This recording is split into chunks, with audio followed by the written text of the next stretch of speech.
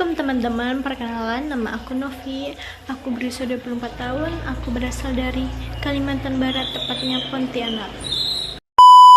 Kali ini aku akan menceritakan tentang perusahaan yang aku bangun bersama rekan-rekanku.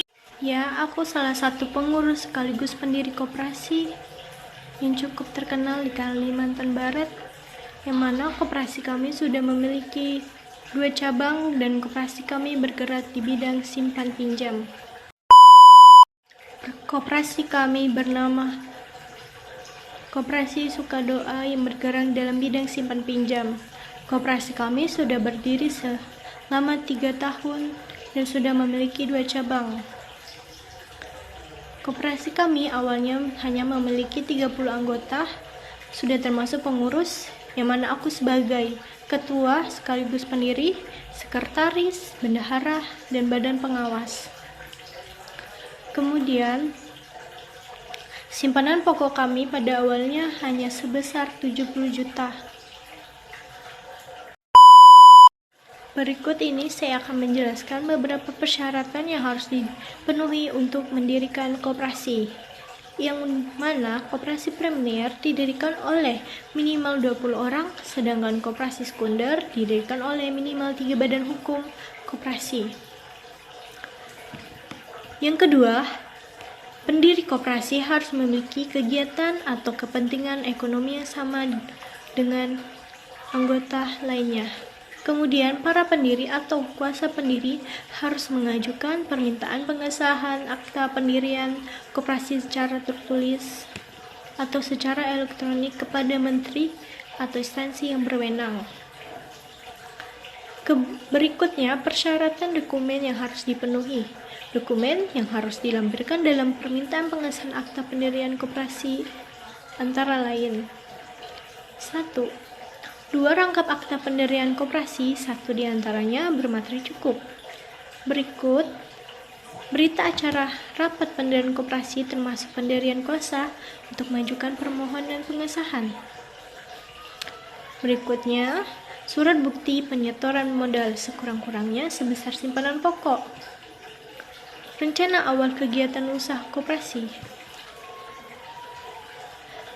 Dan rapat pendirian koperasi dilakukan untuk membahas rancangan anggaran dasar yang mencakup pokok-pokok penting yang akan dituangkan dalam akta pendirian.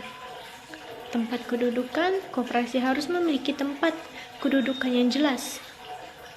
Dan yang terakhir, usaha yang akan dilakukan oleh koperasi harus layak secara ekonomi, dikelola secara efisien, dan tentunya mampu memberikan manfaat bagi anggotanya. Dan tahun inilah adalah tahun keempat koperasi kami berjalan. Dan ya, kami memiliki rencana untuk mendapatkan OSS, yang mana untuk mendapatkan OSS atau Online Single Submission, koperasi kami memerlukan izin usaha atau melakukan perizinan berusaha secara terintegritas secara elektronik. Melalui sistem OSS, koperasi kami dapat mengurus perizinan secara online dan integritas dengan berbagai sistem kementerian terkait seperti Ditjen AHU, Kementerian Hukum dan HAM, KSWF atau Ditjen Pajak. Dalam proses mendapatkan OSS ini, kami perlu memenuhi persyaratan dan mengajukan berkas persyaratan yang diperlukan. Dengan mendapatkan NIP, nomor induk berusaha, melalui OSS, kami akan memperoleh izin usaha yang diperlukan untuk menjalankannya. NIP ini akan berlaku selama kami selaku pelaku usaha menyelesaikan komitmen dan melakukan pembayaran biaya perizinan sesuai dengan ketentuan yang berlaku. Dan ya, saya rasa segitu sudah penjelasan saya terkait perusahaan yang sudah saya dirikan bersama teman-teman saya selama kurang lebih 4 tahun ini, yang mana kedepannya kami akan melakukan OSS atau Online Single Submission untuk memajukan koperasi kami. Terima kasih atas perhatiannya. Wassalamualaikum warahmatullahi wabarakatuh. Sampai jumpa. Bye bye.